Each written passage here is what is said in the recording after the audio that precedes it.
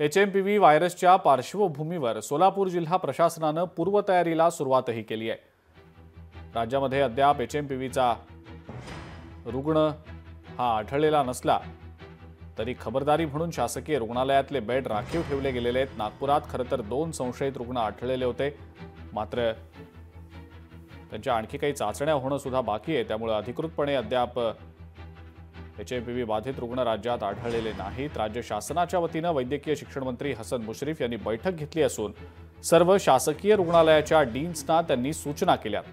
किमान 3 महिने पुरेल इतका औषधांचा साठा देखील शासकीय रुग्णालयामध्ये आता ठेवण्यात आलेला आहे। सगळ्यांनी मिळून या आजारासाठी फाईट केलं। फक्त घाबरू नका, कारण जे काही आम्ही लिटरेचर आतापर्यंत वाचलेलं आहे की असं गंभीर रुग्ण होत नाहीये। त्यामुळे पण आपण एक बेसिक काळजी घेतली पाहिजे की रोज व्यायाम करा, नंतर चांगलं जंक फूड टाळा, व्हिटॅमिन सीच्या गोळ्या जर मिळाल्या तर घ्या किंवा चांगली फळं खा आणि गर्दीच्या ठिकाणी टाळा। शक्यतो हॉस्पिटलमध्ये येणार असाल तर आपणही मास्क लावा, मास्क लावा आणि आपल्याला जर सिम्पटम आले, सर्दी पडसं खोकला झाला चुकून, तर डॉक्टर सांगून आपण आपल्या घरात वेगळे राहा, जेणेकरून आपण दुसऱ्या कॉन्टॅक्टमध्ये येऊ नका। एवढ्या जर माफक गोष्टी जर नक्कीच पाळल्या तर आपण या आजाराला चांगल्या प्रकारे सामर्थ्याने तोंड देऊ शकतो।